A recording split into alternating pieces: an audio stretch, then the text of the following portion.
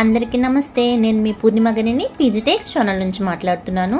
నేను బాగున్నానండి. మీరందరూ చాలా చాలా బాగుండాలని కోరుకుంటూ ముందుగా అందరికీ శ్రావణ వరలక్ష్మి వ్రత శుభాకాంక్షలు.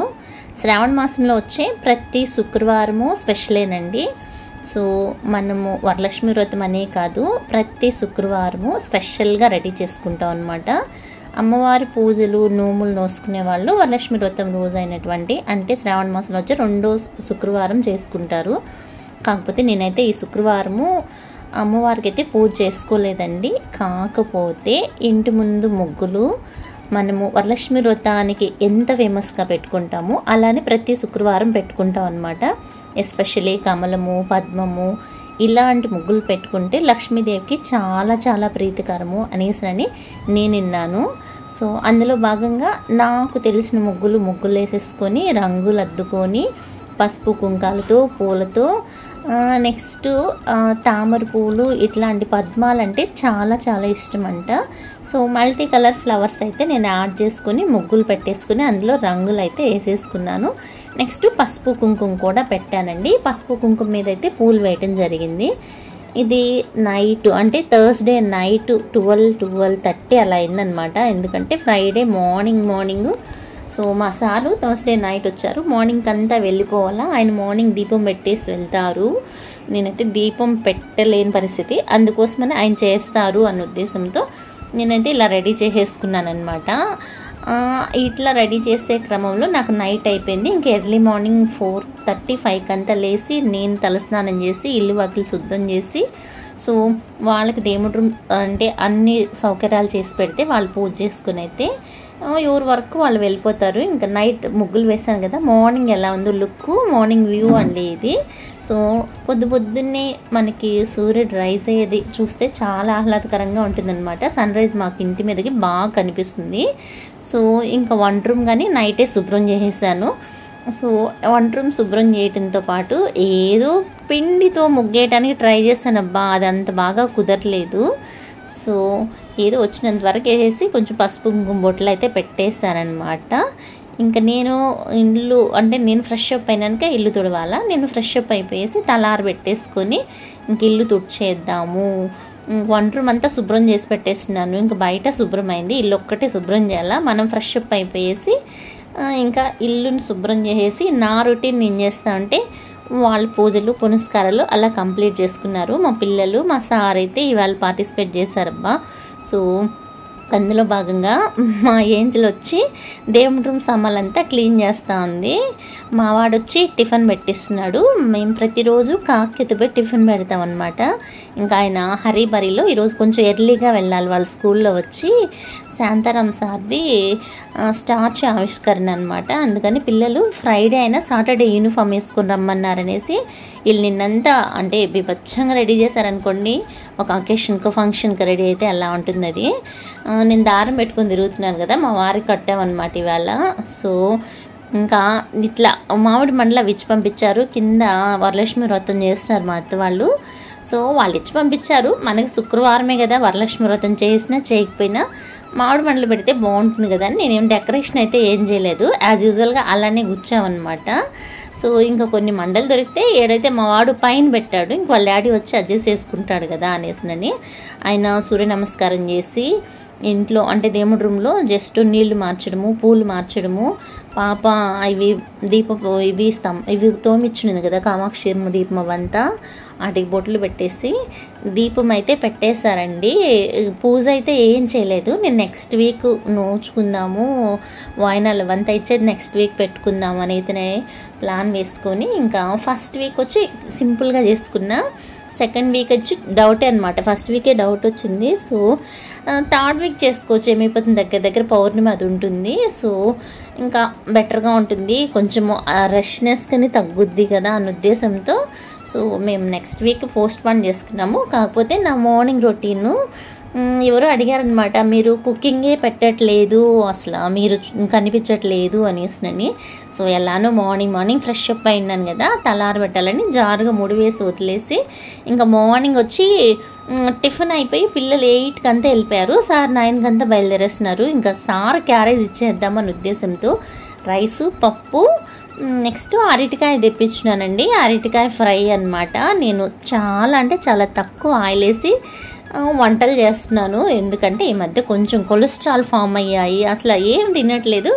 ఒక 5 to 10 పాయింట్స్ డిఫరెన్సేషన్ ఉంది అనేసి నేను చెప్పడంతో సో ఈరోజు నా కుకింగ్ మీతో షేర్ చేస్తాము అనేసి నేనైతే స్టార్ట్ చేస్తున్నాను. రైస్ కుక్కర్లో పెట్టేస్తామండి యాజ్ యూజువల్గా. ఎలక్ట్రిక్ కుక్కర్ ఉంది. నేను వీడియో కానీ లింక్ డిస్క్రిప్షన్లో పెట్టి వీడియో కూడా చేస్తున్నాను. నేను ఆన్లైన్లో పర్చేజ్ చేశాను. 1400 పట్టిందబ్బా నాకు. ఆల్మోస్ట్ 3/4 కేజీ ఉడుకుతుందనమాట ఎలక్ట్రిక్ కుక్కరు. ఫ్లిప్కార్ట్ వాళ్ళది. నా కుక్కర్ అయితే చాలా అంటే చాలా కంఫర్టు. చిన్నది సైజు కానీ సో ఇంకా పెద్దగానే ఇంతే అంటే క్వాంటిటీ ఉడికేటి ఉన్నాయి. కానీ చూసేందుకు ముచ్చటగాను లుక్ వైజ్ కానీ చాలా బాగుంది. దానిపైన చేసుకుంటుంది అనమాట. ఇంక మనము ఒక సైడ్ పప్పు రెడీ చేశాను, ఒక సైడ్ వచ్చి అరటికాయ వేసేసాను. దానికోసం ప్రిపరేషను నేను పప్పుని మాత్రము కొంతసేపు నానబెట్టేసుకొని ఇంకా దాన్ని కడిగేసుకొని ఎండుమిర్చి యాడ్ చేస్తున్నాను. ఎండుమిర్చిని కూడా కడుగుతానండి. మనం కొంచెం ఓసిడి క్యాండిడేట్స్ ఎక్కడెక్కడో పొల్లాడుస్తాయి కదండి, కడుక్కుంటేనే కదా బాగుంటుంది. అందుకని కొంచెం వాటర్ బట్టి ఎండుమిర్చిని కానీ కొంతసేపు అందులో ఉంచేసి, ఇంకా టమోటాలు మాత్రం కాస్ట్ తగ్గినాయి అంటున్నారు కానీ 40 రూపీస్ అట్లా ఉంటుందన్నమాట. సో నేను పప్పులో కూడా ఒక్క టమోటాని వేసా. మా వారు వేసినని చెప్పాలా, లేదులేండి మనకే అర్థమైపోతుంది. మాకు నల్లగరికి ఎంత కావాలండి, ఒక టమాటో వేసినా టేస్టీగానే ఉంటుంది. ఇంకా టమాటాలు నేను ఎండుమిర్చి మట్టుకు కొంతసేపు ఇలా నానబెట్టాను కదా, అంటే కడిగేసి నానబెట్టాను కదా, ఇప్పుడు చాలా ఈజీగా ఉంటుంది అనమాట. చిన్న పీసెస్గా కట్ చేసి వేసేసుకున్నాము అంటే మనం ఎనిపేటప్పుడు ఊరికే అట్లా 4 చుట్లు ఇట్లా తిప్పేసామనుకోండి, మనవి మిరకాయ తొక్కులంతా ఏం కనిపించమన్నమాట. ఓని ఎనపడం కానీ మిక్సీ గేయడం ఇవంతా ఏం పడలే. సో ఇది ఈజియెస్ట్ మెథడ్ అనమాట. దట్టు మనం కడిగి నానబెట్టేసేసుకున్నామంటే బెటరు. కొంచెం పసుపు, కొంచెం ధనియాల పొడి, కొంచెం కారం పొడి, కొంచెం ఉప్పు కూడా వేసాను. 4 తెల్లపాయ ముక్కలు కానీ వేసాను. తిరుపతిలో మర్చిపోతాను అనేసానని. ఇంకా కుక్కర్ పెట్టేసాము. అది చేస్తూ ఉంది. మనము ఈ అరటికాయ కొయ్యాలంటే చేతులకి నల్లగా అంటుకుంటుంది. అది అంటుకోకుండా ఏం చేయాలంటే మనం సాల్ట్ని చేతికి రబ్ చేసి, అంటే వాటర్లో తడిపి రాసేసుకొని మళ్ళీ అరటికాయ కానీ కట్ చేసాము అంటే మన చేతులు నల్లగా పోవన్నమాట. నేనైతే కట్ చేసి మీకు ఎదురుగానే చూపెడతాను. చేతులకి అసలు కలర్ అంటుకోవడం కానీ ఏముండదు. ఎప్పుడు కానీ ఇలానే చేస్తాను. అరటికాయ కడిగేసుకున్నామా, మళ్ళీ వాటర్లో కొంచెం ఉప్పు వేసి పెట్టేసుకొని మన చేతులకి సాల్ట్ రుద్దుకోవడం బెస్ట్ అండి. ఉప్పు కన్నా కూడా సాల్ట్ రుద్దేసుకొని వాటిని కట్ చేసేసి అడబెట్టేసి మళ్ళీ ఇంకొకసారి నేను ఉప్పు వేసేసి కుక్కర్ అంటే మామూలుగా స్టవ్ మీద పెట్టేస్తాను. ఇంకా అవి ఇదైపోతుంది. చేతులకి మళ్ళీ ఒకసారి సాల్ట్ రుద్దేసుకుంటున్నాను. చూడండి నీట్గా ఉంటాయి, అసలు ఏం బంక్ అట్లా అంటుకోవడం కానీ ఏమీ ఉండదు. సో ఇంకా అక్కడ వర్క్ అవుతా ఉంది. అంతలోపు నేను వంట రూమ్ అంతా క్లీన్ చేసేసుకున్నాను. ఇవి ఉడికిపోయాయి చూడండి. జస్ట్ ఒక 5 to 10 మినిట్స్లో ఉడికిపోతుంది. రైస్ కానీ అంతే రెడీ అయిపోతూ ఉంది. అరౌండ్ 15 మినిట్స్లో మనకి రైస్ అయితే రెడీ అయిపోతుందండి. కుక్కర్ వచ్చి విజిల్ వస్తూ ఉంది. ఇంకా మా సార్ పూజ చేసుకున్నారు. ఈవేళ వచ్చి డ్రై ఫ్రూట్స్ పెట్టారంట దేవుడి రూమ్లో. సో మనకైతే అలో లేదు. వీడియో క్లిప్పింగ్ అని మా సారే తీయిచ్చారు. వాళ్ళు పూజ ఎంత బాగా చేసుకున్నారో చూడండి. సో పూలు అయితే ముందే తీసుకొచ్చి పెట్టున్నాము. పండ్లు, ఆపిల్, అరటి పండ్లు, సోనపాపుడు అయితే తీసుకొచ్చారు. డ్రై ఫ్రూట్స్ పెట్టేసి సింపుల్గా అమ్మవారి శ్లోకాలు, అష్టోత్తరాలు అవైతే చదివారు. మా వారికి మామూలుగా పూజ చేసేది అలవాటే. సో ఫస్ట్ టైము దీపారాధన విత్ బొట్లు పెట్టి చేశారనమాట. ఇంకా ఇలా సింపుల్గా మా శుక్రవారము వరలక్ష్మి వ్రతం జరుపుకునేటువంటి శుక్రవారం మేము వరలక్ష్మి వ్రతం జరుపుకోకపోయినా అమ్మవారిని తలుసుకొని అమ్మవారికి మా శక్తి మేరకు ఇంత సింపుల్గా పూజ అయితే చేసేసుకున్నాము. ప్రసాదాలు అవంతా ఏం చేసి పెట్టలేదండి. ఓన్లీ డ్రై ఫ్రూట్స్, సోనపాపుడు ప్యాకెట్ ఒకటి తీసుకొచ్చినారు. అంతవరకే పెట్టేసి పండ్లు పెట్టేసి సింపుల్గా పూజ అయితే కంప్లీట్ చేసుకుని నాకు ప్రసాదం కూడా పెట్టేశారు మా వారు. ఇంకా అంతలోపు నాకు పప్పు రెడీ అయిపోయింది.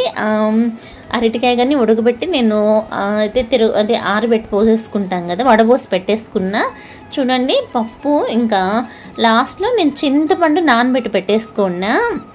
మనము నానబెట్టి పెట్టేసుకున్నామంటే అదే కదా సింపుల్గా అయిపోయే టెక్నిక్స్ అని చెప్పాలి వీటన్నిటిని కూడా. సో మనం ఈజీగా అంటే ఒక 4 చుట్లు అట్ట 4 చుట్లు ఇట్టా రుబ్బేసుకున్నామంటే సరిపోద్దండి. కొంచెం ఫాస్ట్ ఫార్వర్డ్ పెట్టా, మనం అంత ఫాస్ట్గా చేయమన్నమాట. సో ఒక్క అరగంట కూడా లేదండి ఆయిల్ వేసాను. పోపు సామాన్లంతా ఒకేసారి వేసేసాను. కరివేపాకు, ఆనియన్స్, నెక్స్ట్ ఆవాలు, ఉద్దిపప్పు, జీలకర్ర అవన్నీ ఒకే ఇదిలో వేసాను. కొంచెం ఇది ఆయిల్ తక్కువ వేసాను కదా, దానివల్ల ఆవిర్లు అట్లా కనిపించడం అనమాట. పర్వాలేదండి, ఏం కాదు. చాలా అంటే ఓపిక్గా మీడియం ఫ్లేమ్ పెట్టి చేసేసుకున్నామంటే సరిపోద్ది. ఇంకా అరటికాయ ఫ్రై కూడా చేస్తున్నాను. దానికి కూడా ఒక అరగంట కన్నా తక్కువ ఉందండి, ఒక చిన్న టేబుల్ స్పూన్ అని చెప్పాలా. దీనికి కూడా ఉద్దిపప్పు, ఆవాలు, ఎండుమిర్చి, కరివేపాకు, సో ఈ మూడింటిని మనము ఫ్రై చేసుకున్నాము అంటే రోస్టెడ్ వైజు తెల్లగడ్డలు వేసానండి. ఇందులో కచ్చా పచ్చగా దంచి వేసేస్తాను, నేను పొట్టు అయితే తిను. ఇవి వేసేసి ఈ యొక్క ఫ్రై అయ్యాయి అన్నట్లు మనకి అదేమంటారు స్మెల్ తెలుస్తుంది అనమాట. అప్పుడేమంటే ఇందులోనే మిర్చి పౌడర్ వేసేసుకొని మనము అరటికాయ దాంట్లో వేసి క్లాత్ కానీ లేదంటే సపోర్ట్ ఏదన్నా పెట్టుకొని మనం తిరగదిప్పామంటే సరిపోద్ది. అసలు అరటికాయ చెక్కు చెదరదు, టేస్ట్ ఎక్సలెంట్ ఉంటుంది, ఆయిల్ తక్కువ, చాలా బాగుంటుంది. ఈ మెథడ్లో వచ్చి మా అమ్మ వాళ్ళు చేసేదన్నమాట. సో నేను కానీ అలానే చేస్తా. కొంచెం ఆయిల్ అయితే బాగా తగ్గించి చేశాను, కానీ ఒక్కదానికొకటి అంటుకోకుండా ఎంత నీట్గా వచ్చేసిందో చూడండి. సో కాకపోతే మనం వడబోస్తాం కదా, నీట్గా వాటర్ పోతే సరిపోద్ది. ఇంకా ఫైనల్గా పప్పు, అరటికాయ అంతా అయిపోయింది. మా వారికి క్యారేజ్ కూడా కట్టించేస్తానండి. ఇంకా ఇక్కడ నుంచి వెళ్ళి నొక్కపోద్దు కదా అనేసి నా ఉద్దేశంతో. నా చిన్న వ్లాగ్ మీకు నచ్చుంటుంది అనుకుంటా. నచ్చితే please like and subscribe and follows my channel. Okay అండి, బాయ్, కీప్ ఇన్ టచ్.